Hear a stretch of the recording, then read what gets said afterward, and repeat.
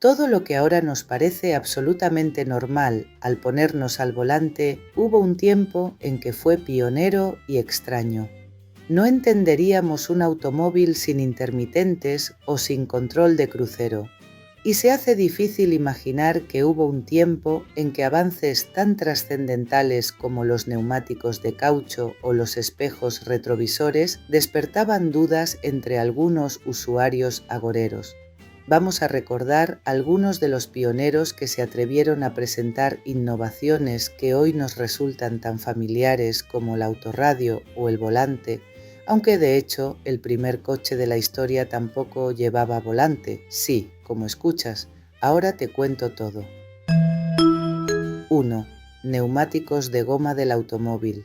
Antes del Peugeot Eclair de 1893, esos extraños aparatos llamados automóviles llevaban todavía llantas de carruaje, de madera y perfil metálico, y nadie cuestionaba que debiera ser así. Eran fáciles de reparar, resistentes y al fin y al cabo eran eso, carruajes sin caballos. El neumático, tal y como lo conocemos, ya se conocía desde hacía un par de años antes, pero se empleaba solamente en bicicletas, ya que se dudaba de que pudiera soportar el mayor peso y prestaciones de un automóvil. Para demostrar la fiabilidad del nuevo invento, Édouard y André Michelin, junto al mismísimo Armand Peugeot, diseñaron un bólido que entregaba la friolera de 4 caballos de vapor para participar en la carrera París-Burdeos y lo calzaron con neumáticos. Leclerc llegó noveno, pero sus gomas aguantaron sin problema los 1.200 kilómetros de la prueba. Por cierto, el nombre Eclair, relámpago, no hacía referencia a su velocidad, sino a que su dirección era tan imprecisa que avanzaba en zigzag. 2. Un nuevo uso a la costumbre femenina de llevar siempre un espejito. En 1903, la británica Dorothy Levitt no solo se convirtió en la primera mujer en ganar una carrera automovilística, sino también en devenir una celebridad del motor. La llamaron la chica más rápida del mundo al establecer el récord de velocidad en la Blackpool Speed Trial en 146,26 km por hora. Escribió un libro titulado La mujer y el automóvil. Un manual amigable para todas las mujeres que compiten en automovilismo o desean hacerlo, en el que animaba a las féminas a entrar en el mundo de las 4 ruedas y en el que recomendaba que llevaran un pequeño espejo de maquillaje en un lugar conveniente cuando conduzcan para poder ver hacia atrás. También aconsejaba portar un revólver cuando viajaran solas, pero esa parte la obviamos, y es por lo anterior, lo del espejo, no lo del revólver, que a Levitt se le atribuye la invención del retrovisor. Pese a eso, el primer automóvil que montó un espejo retrovisor y un soporte diseñados específicamente para esa función fue el Marmon Wasp de 1911, un monoplaza de carreras que se impuso en las míticas 500 millas de Indianápolis, pilotado por Ray Harroun. 3. El diabólico invento que Studebaker hizo suyo en 1932 y que iba a distraer a los conductores. El primer receptor de radio compacto, específicamente diseñado para su uso en un coche, lo firmó en 1932 la alemana Blaupunkt. Existe una gran controversia entre los aficionados a este tipo de datos sobre cuál fue el primer coche al que se puede considerar dotado con autorradio. En 1922, un tal George Frost ya montó la primera radio de válvulas en un Ford T, pero no se trataba de un aparato específicamente diseñado para ese uso, sino de un enorme receptor de mesa instalado en el interior del coche, que pesaba más de 20 kilos y además perdía señal en función de por dónde circulara. Ese mismo año, Chevrolet y Daimler hicieron lo mismo con una radio Marconi, más pequeña que la empleada por Frost, pero igualmente no diseñada para esa función específica. Aún así, no faltaron los agoreros, por lo visto comunes en todas las épocas, que aventuraron que la radio en el coche debía ser prohibida porque iba a resultar una distracción mortal para los conductores. El primer receptor de radio compacto. específicamente diseñado para su uso en un coche, lo firmó en 1932 la alemana Blaupunkt y lo montó por primera vez a gran escala en sus modelos, fabricada bajo licencia por Philco, la norteamericana Studebaker. 4. La genialidad automovilística inventada por una mujer durante un viaje en tranvía. En 1902, Mary Anderson volvía en tranvía bajo una intensa lluvia a su apartamento de Nueva York cuando se dio cuenta, molesta y enfadada, de la cantidad de tiempo que el pobre conductor perdía deteniéndose una y otra vez a limpiar el agua del parabrisas que le impedía la visión.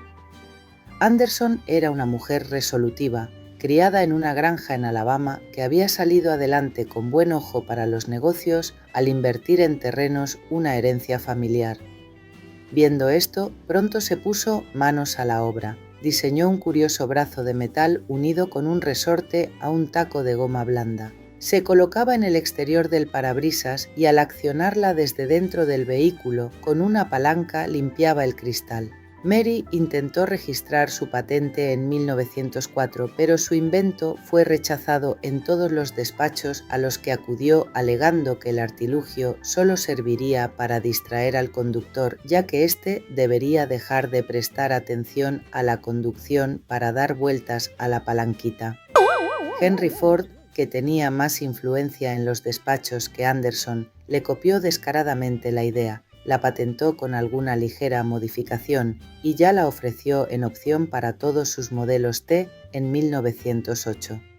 Mary Anderson falleció en 1953 a la edad de 87 años, sin haber recibido jamás ni $1 por su idea. 5. El ingeniero ciego que enseñó a conducir a medio mundo.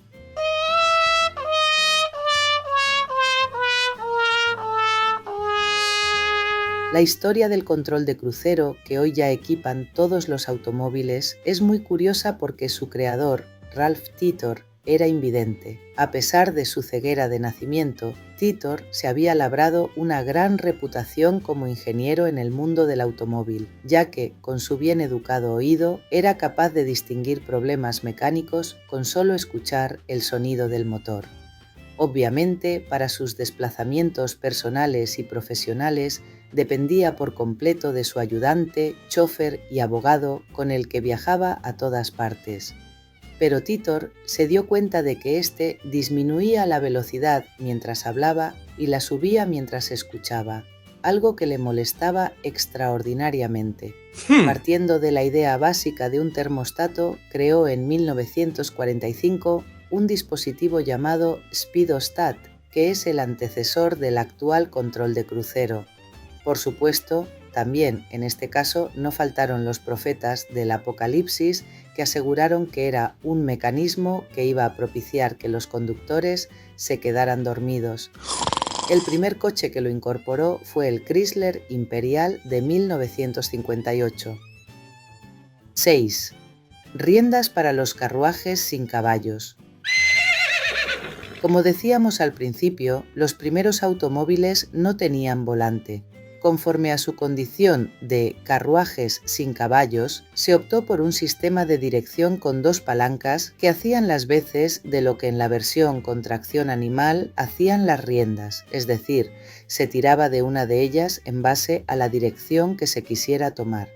Aquello a Alfred Vacheron le parecía antidiluviano y para demostrar que su idea de un eje con una circunferencia solidaria con las ruedas delanteras que mejoraba la precisión y rapidez en los cambios de dirección, la montó en su Panhard Levasseur con el que participó en la carrera París-Rouen. De todos modos, la verdadera genialidad de Vacheron de hecho no fue tanto el volante sino la caja de desmultiplicación que lo acompañaba.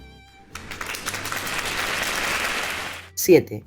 De Hollywood a la historia del automóvil. Florence Lawrence inventó el intermitente en 1914. El nacimiento de los intermitentes es igualmente curioso porque detrás de su origen se esconde una actriz tan famosa como pésima conductora. Florence Lawrence fue para muchos historiadores la primera gran estrella de la historia del cine mudo. Ganó muchísimo dinero, aunque murió en 1938 totalmente arruinada tras perderlo todo en el crack del 29, y gran parte de ese capital se lo gastó en automóviles caros.